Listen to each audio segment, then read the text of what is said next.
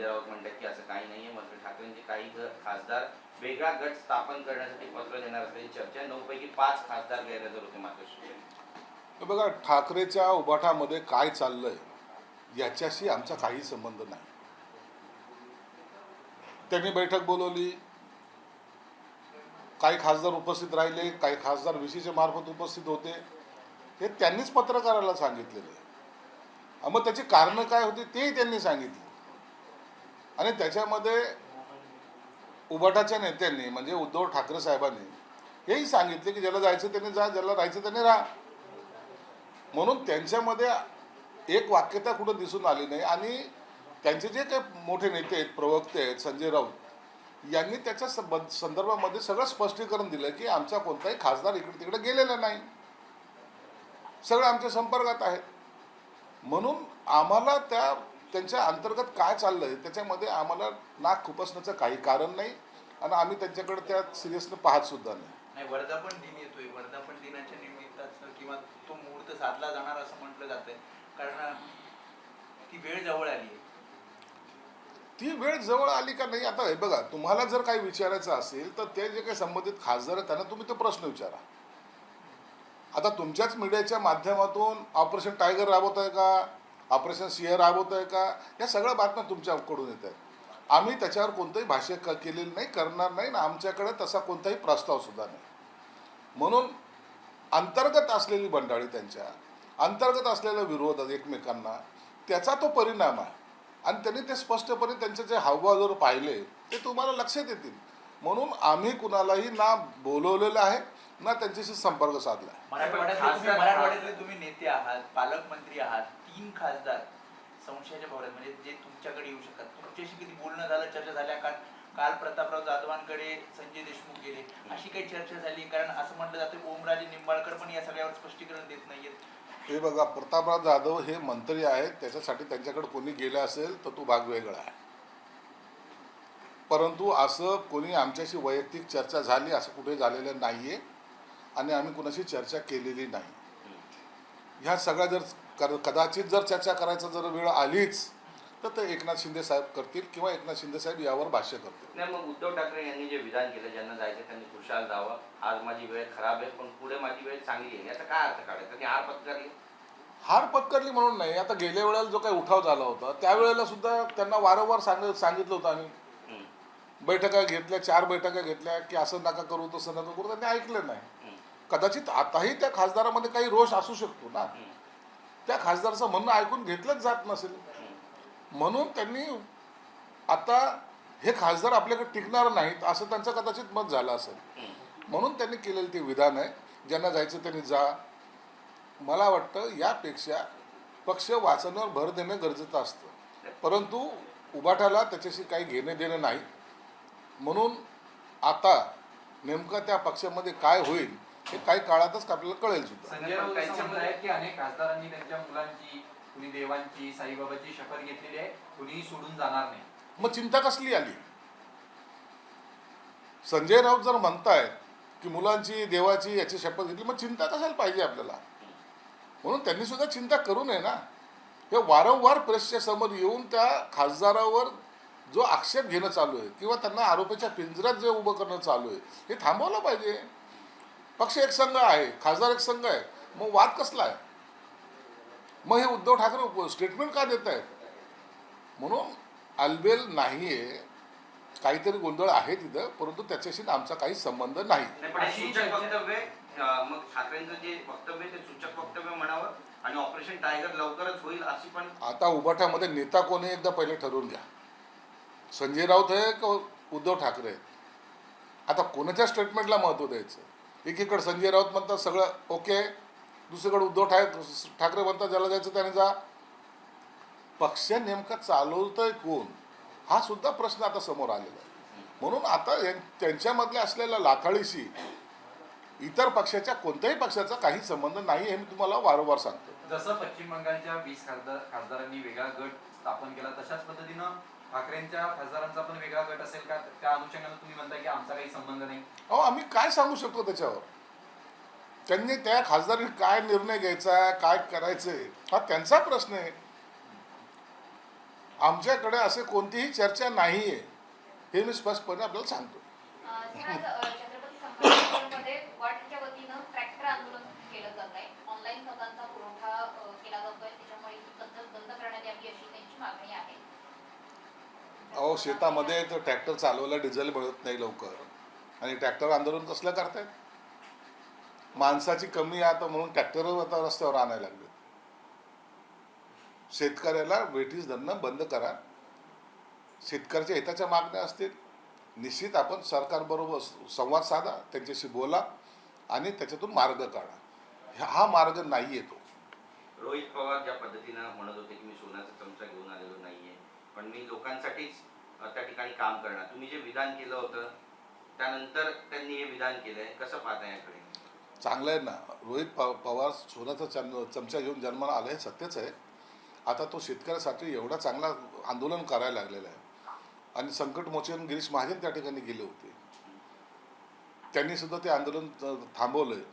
मला वाटतं आंदोलन करणं हे चांगलं आहे, परंतु त्याच्यात राजकारण नसावं असं फक्त आमचा उद्देश आहे. पण जिथे आंदोलन करत होते ती जागा भाजपने धुवून काढली, मग याकडे कसं पाहता? आता भाजपने ती जागा का धुवून काढली त्याचं उत्तर गिरीश महाजन देऊ शकतील, म्हणून तर आम्ही त्याच्यावर काय बोलणार ना. नांदेड देगलूरमध्ये राष्ट्रवादीच्या नगरसेवकांची गोव्यात पार्टी सुरू आहे आणि त्यांचा व्हिडिओ पण बीचवर नाचतानाचा व्हायरल झालाय, कसं पाहता? विधान परिषदेची निवडणूक हे जरी म्हणलं तर हा आकड्याचा खेळ आहे. याच्यामध्ये अनेक वेळेला काय काय प्रकार घडतात हे मी सांगणं काय उचित नाही आहे, म्हणून ते गोव्याच्या बीचवर गेले की आणखीन कुठं काय करतायत या संदर्भामध्ये मला माहिती नाही. पण सातारा सांगलीत पण तशीच परिस्थिती दिसते. शंभूराजे देसाई आणि इतर जे भाजपचे नेते ते आमने सामने आलेत का अशी चर्चा घडते, आणि त्यासोबतच नगरसेवकांना पण एका वेगळ्या ठिकाणी अज्ञात ठिकाणी हलवलं. या निवडणुकीमध्ये सहसा असं होतं की सगळे आपले नगरसेवक फुटू नयेत किंवा आपल्या नगरसेवकांनी इतर पक्षाला मतदान करू नयेत म्हणून ही काळजी तो उमेदवार घेत असतो. मला वाटतं त्याच्यात काही गैर पण नाही. नवी मुंबईचा कार्यक्रम झाला ज्यामध्ये एकनाथ शिंदेचं नाव नव्हतं निमंत्रण पत्रिकेमध्ये, बराच वाद झाला त्यावर. नाही, मी गेल्या वेळेला सुद्धा मुख्यमंत्री साहेबांसमोर हा विषय मांडला होता, आणि मुख्यमंत्री साहेबांनी मला स्पष्टपणे सांगितलं होतं पूर्ण सर्व मंत्र्यांच्या समोर कॅबिनेटमध्ये की असा प्रकार हा चुकीचा आहे. मी त्यांना सर्वांना नोटीस दिलेली आहे, माझ्या कार्यालयातून नोटीस गेलेली आहे, आणि पुन्हा हा प्रकार घडतोय. मुळामध्ये त्या ठिकाणचं राजकारण कोण करतंय आता हे शोधणं गरजेचं आहे. तिथलचे भाजपची आमदार ती स्वतः म्हणते की माझं नाव ह्या पत्रिकेत नाही, मी पक्षाची कार्यकर्ता आहे की नाही. एकनाथ शिंदे साहेबाचं पण नाही, तिथलच्या स्थानिक आमदारांचं पण नाही.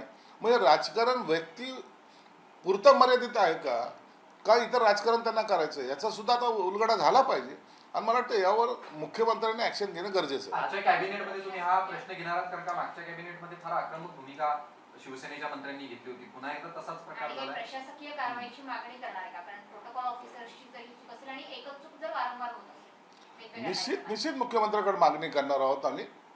गेल्या वेळेला चूक जर सीएम स्वतः बोलले की मी पत्रिका पाहिल्यानंतर त्या अधिकाऱ्यांना नोटीस दिलेली आहे, मग आता जेव्हा मुख्यमंत्र्यांनी नोटीस देऊन सुद्धा काही अधिकारी सुधरत नसतील तर त्यांच्यावर कारवाई होणे गरजेचं आहे. त्या संदर्भात आम्ही मुख्यमंत्र्याला निश्चित भेटणार आहोत. साहेब, जर समजा 6 शिवसेनेचे खासदार तुमच्या पक्षात आले तर तुमची ताकद वाढते, आकडा 12 ते 13च्या घरामध्ये जातो. त्यामुळे महाराष्ट्रातला सत्तेमधला सगळ्यात मोठा खासदार असलेला पक्ष म्हणून शिवसेनेकडे पाहिलं जाईल. हे बघा, आमच्या डोक्यामध्ये त्या संदर्भामध्ये कोणतीही कल्पना नाही आहे. मी वारंवार सांगतो, आम्ही कोणतंही ऑपरेशन टायगर राबवत नाही आहे.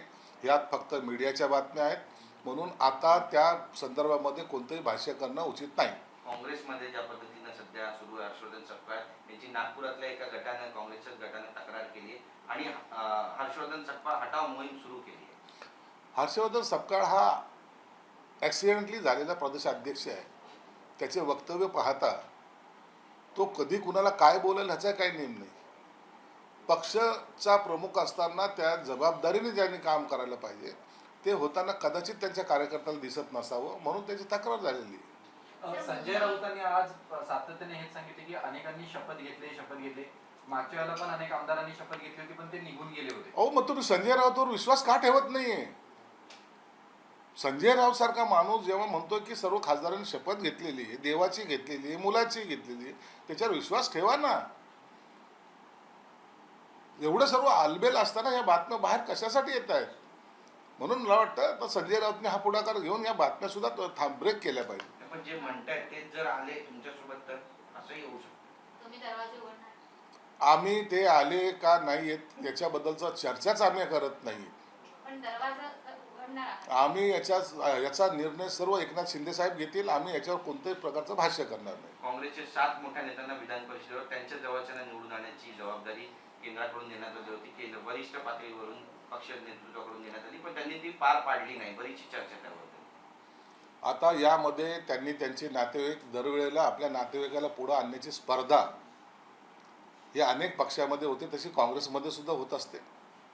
परंतु या वेळेला त्यांनी का आणले नाहीत यावर आता संशोधन करावं लागेल. काय झालं त्याच्याबद्दल, की बहुमत नव्हतं आणि कार्यकर्त्याला खपवायचं होतं, असाही काही व्ह्यू असू शकतो.